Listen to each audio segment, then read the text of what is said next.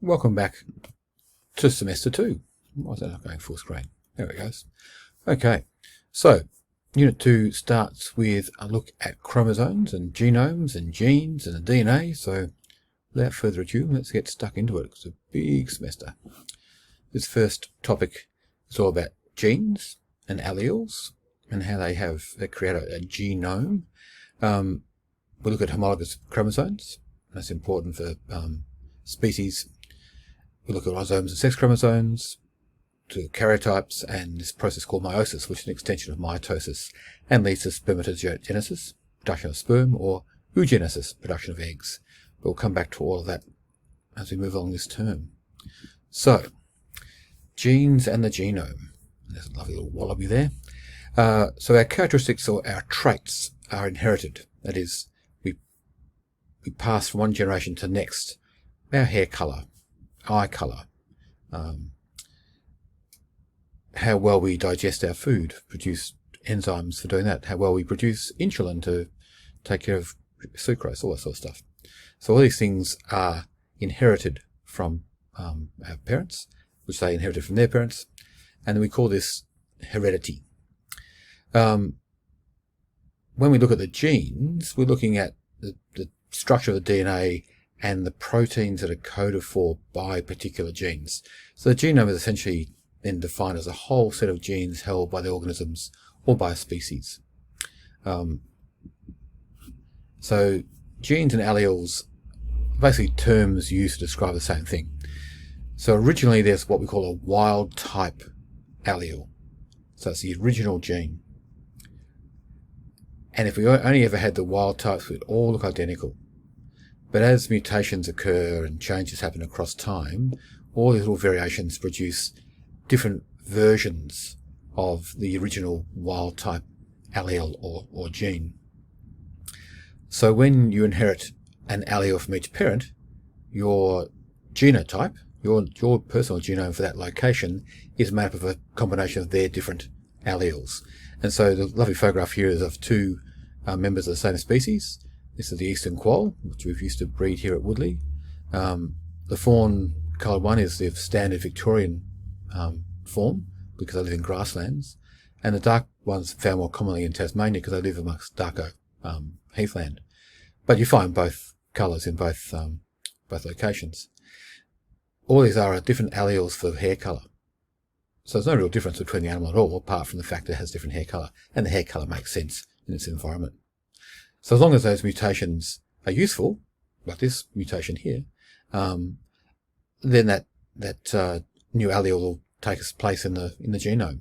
If the allele is harmful to the species, then it shouldn't take its place in the genome. Sometimes they do. So where do we find these genes? Well, that middle diagram there is the sort of typical structure of DNA is two-stranded, and as you can see here, those two strands, this is a sugar phosphate group and a sugar phosphate group over here, and they're joined, that's what we call the backbone of this structure, they're joined by these things here, which are the nucleotide bases.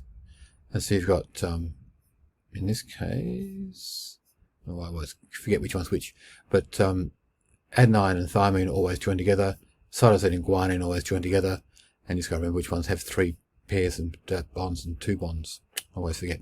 And they're just hydrogen bonds, so they can come apart really easily and be put back together very easily. So the information to make a protein is coded in these things. They tell the cell how to put together the different proteins or amino acids to make the longer protein. We'll talk about that a little bit more later. So another way of showing that structure, and there I was right, cytosine and guanine are the 3 bonds, and then thymine 2 bonds.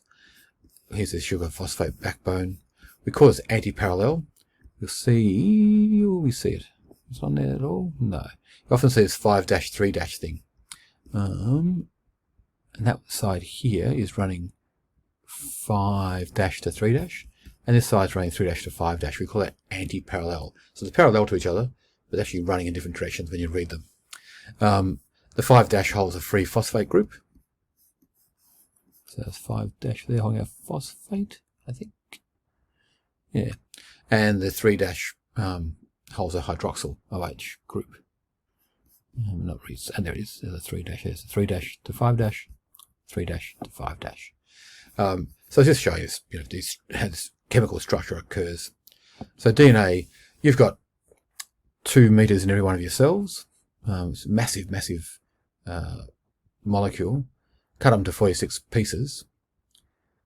And there's about 30, up to 30,000 bits of it code for protein that we still use. Much of what you've got there is no longer coding because it's been around since life began. What's the figure? You're 54% banana or cauliflower or something. So we're related to every other species on the planet through our DNA. But a lot of the DNA is turned off because it's no longer of any value to us. The bits that are turned on are the bits that make us human. And we share 99.94% of our DNA with chimpanzees, and yet we look reasonably different. There's similarities, but there's differences as well. We're quite closely related. So, as I was saying, in humans, we've chunked up the DNA into 46 pieces, 23 pairs. 23 come from mum, 23 come from dad. And so we've got this pairing situation. Not all species are the same, of course. We're 46. Other species will be 48 or 23 or not 23, 22 or something, So in our human, here's our chromosome number 1. There's dad's, there's mum's. So they're homologous. This thing here, the centromere, is in the same place. The length of the P arm and the length of the Q arm are the same. And these bands are sort of showing positions of genes, gene loci, the position the gene sits. And that bit there should code for an allele of the same gene that this one, oops, if I pointer gone, that this one codes for.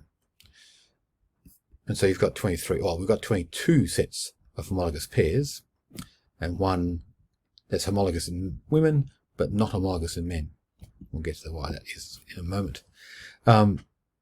So the actual chromosome is a condensing of this massive structure.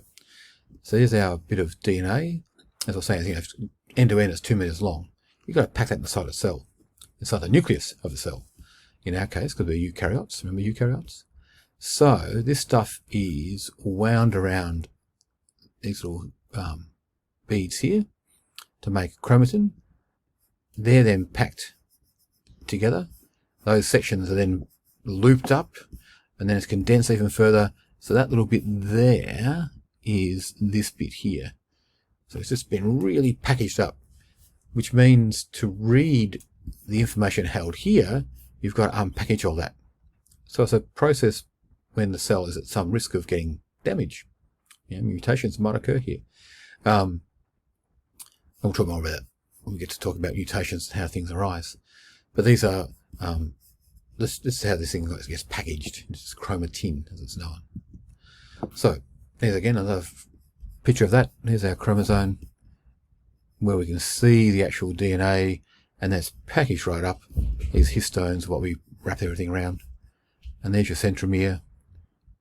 There's the 2 Q arms, the 2 P arms, and there's bands of DNA through there, recognizable DNA where we code for different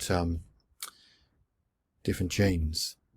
So to be homologous means a pair are identical.